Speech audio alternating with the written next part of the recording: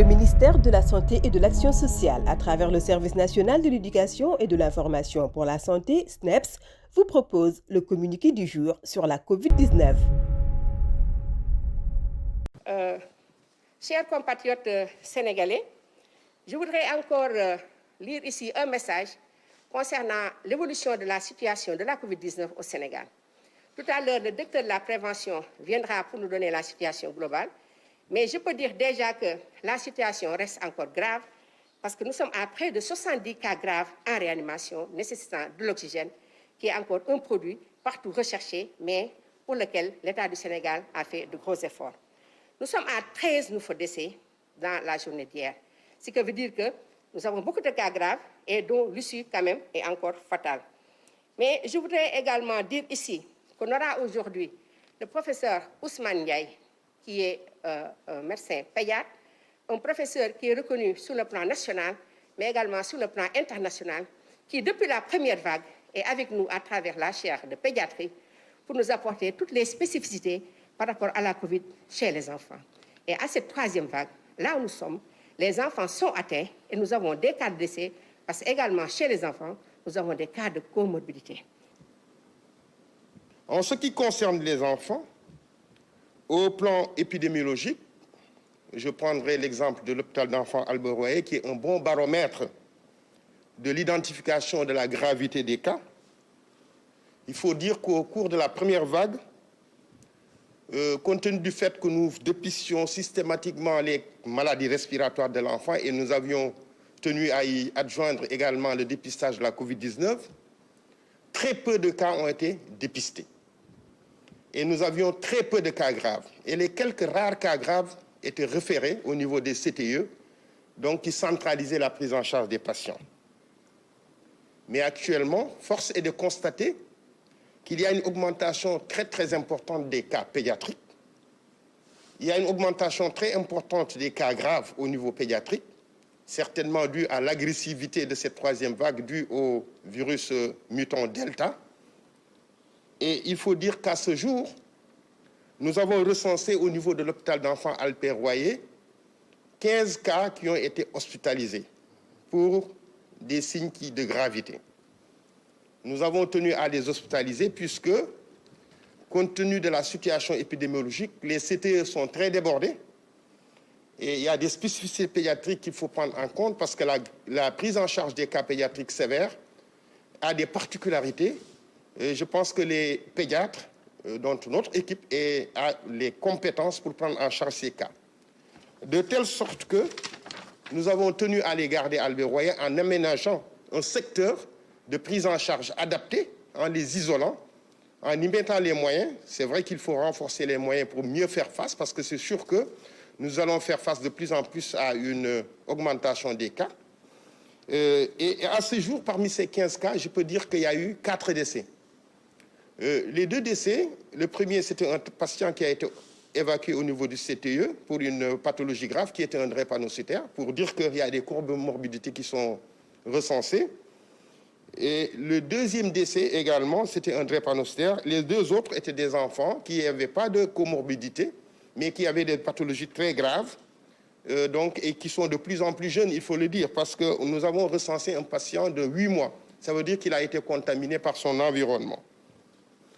Et au plan de la prise en charge, je pense que nous avons anticipé, avec les directives du ministère de la Santé, qu'il avait demandé d'organiser la riposte au niveau des structures de santé, ce qui est valable pour toutes les structures de santé au niveau du Sénégal.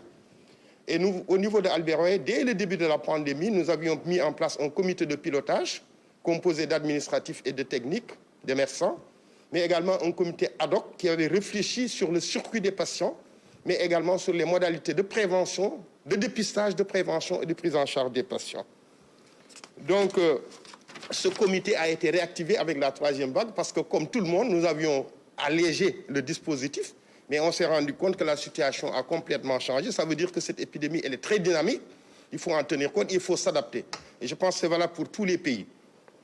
Et au plan de la prévention, nous avons donc remis tout ce qui était fait au départ, avec l'application des mesures barrières, la distanciation physique. Mais ce qu'il faut dire, c'est que chez les enfants, il est important de mettre en place des stratégies au niveau des communautés, au niveau des familles. Puisque vous savez que la vaccination est l'une des principales armes qui va permettre un peu d'endiguer cette épidémie, mais que jusqu'à ce jour, au niveau du Sénégal, nous n'avons pas de vaccin disponible pour les moins de 18 ans. Donc ça veut dire quoi? Ça veut dire que pour les enfants, il faudrait renforcer les mesures barrières. Et ces mesures barrières concernent non seulement les enfants, mais concernent les familles, le personnel médical aussi qui peut transmettre le virus à ces enfants-là. L'autre élément, et qui découle d'études qui ont été faites partout, ça veut dire que si la population est très bien vaccinée, il y a moins de contamination des enfants. C'est pourquoi nous, les pédiatres, nous portons vraiment ce combat pour l'augmentation de la couverture vaccinale qui est essentielle pour prévenir la transmission des cas chez les enfants et limiter aussi l'hospitalisation de formes graves qui va vraiment épuiser le personnel médical. Mais également, c'est un problème pour les familles parce qu'un cas hospitalisé, c'est plusieurs jours qui est passé à l'hôpital et c'est une perte de productivité. Voilà, nous insistons vraiment sur la vaccination de toutes les populations. Et on connaît vraiment les effets de la vaccination, donc sur la prévention des épidémies. Nous sommes des pédiatres et nous vaccinons depuis plusieurs années. Et nous avons vu qu'en vaccinant les patients contre toutes les maladies, on a pu endiguer la plupart des patients, les maladies infantiles. Et pour la Covid, c'est important. Donc c'est un message important qu'on donne aux populations. Respectez les mesures barrières. Respectez la distanciation sociale ou physique. Respectez la vaccination, vaccinez-vous en masse. Et c'est extrêmement important pour l'avenir de notre pays. Je voudrais également dire qu'aujourd'hui, nous allons avoir le colonel Maodo Malick Diop, qui est le coordonnateur, le directeur du service national de l'hygiène, qui est en train de faire avec ses équipes un travail extraordinaire pendant toutes les périodes, mais avec un renforcement accentué pendant cette période de pluie où, en plus de la Covid-19, vous avez également d'autres pathologies. Donc le service national de l'hygiène est fortement impliqué et engagé dans cette croisade contre la Covid-19 à travers une stratégie, n'est-ce pas, qui est extrêmement importante pour rompre la chaîne de transmission du virus, c'est la prévention et le contrôle des infections. Cette prévention et ce contrôle des infections-là, nous l'exerçons, n'est-ce pas, aussi bien au niveau des structures sanitaires, les centres de traitement. Donc c'est au niveau des centres de traitement, c'est nous qui assurons la désinfection, n'est-ce pas, de cet environnement-là. C'est nous qui aidons le personnel, n'est-ce pas, en charge des malades, n'est-ce pas, à s'habiller et à se déshabiller de façon très sécurisée. C'est nous aussi qui assurons la décontamination, donc des véhicules ayant servi au transport des malades Covid, que ce soit les ambulances, que ce soit tout autre véhicule ayant transporté au CTE1 des malades Covid. Donc c'est le service national de l'hygiène qui procède, n'est-ce pas, à la décontamination de ces véhicules. Donc c'est nous aussi qui assurons la gestion, n'est-ce pas, des déchets qui sont issus de ces centres de traitement. Donc pour une destruction vraiment sécurisée des objets, n'est-ce pas, issus de ces centres de traitement. Donc je dis que c'est nous aussi qui, en cas de décès, vraiment décontaminons les corps et assistons les familles, n'est-ce pas, pour un enterrement qui est digne et sécurisé. Donc ça c'est au niveau vraiment des structures de santé. Au niveau de la communauté aussi, là, nous faisons beaucoup d'activités à ce niveau-là. Donc, nous faisons des visites à domicile. Nous rentrons dans les visites, n'est-ce pas, nous allons dans les domiciles, n'est-ce pas, des cas confirmés pour les désinfecter, de même que les domiciles aussi des cas contacts. Et là-bas aussi, nous en profitons pour, n'est-ce pas, renforcer la sensibilisation et la communication par rapport, n'est-ce pas, au respect des mesures barrières. Donc nous faisons aussi des descentes au niveau des lieux de grands rassemblements, que ce soit les marchés, que ce soit les gares routières, que ce soit les écoles, les daras. Hein, vraiment, nous faisons des descentes là-bas pour renforcer la sensibilisation, mais aussi pour y effectuer des opérations techniques de désinfection. Donc vraiment, c'est ce que nous faisons au niveau n'est-ce pas, dans cette riposte, n'est-ce pas, contre la Covid-19. Je voudrais, chers téléspectateurs, vraiment vous lancer un appel, parce qu'actuellement, nous traversons des périodes, des moments qui sont extrêmement difficiles, parce que nous vivons avec le variant Delta. Le variant Delta, c'est un virus, n'est-ce pas, comme on l'a dit, qui est extrêmement virulent et qui a un très grand pouvoir, n'est-ce pas, de transmission. Donc si vous voyez actuellement les chiffres, n'est-ce pas, que nous communiquons chaque jour, donc vous rendrez compte aisément que vraiment la situation est extrêmement difficile. Mais je crois, comme l'a dit notre cher professeur, donc la situation est difficile, mais elle n'est pas encore désespérée. Parce que Nous avons encore l'avenir entre nos mains. Je veux dire que le lavage des mains, c'est une pratique, n'est-ce pas, qui est très courante dans nos sociétés. Et nous savons que l'hygiène des mains constitue vraiment la mesure individuelle la plus efficace, n'est-ce pas, pour la prévention et le contrôle des infections. Parce que les mains sont contaminées par toutes sortes, n'est-ce pas, de micro-organismes. Donc, en nous lavant fréquemment, n'est-ce pas, les mains, donc nous pourrons contribuer en tout cas à réduire la transmission du virus.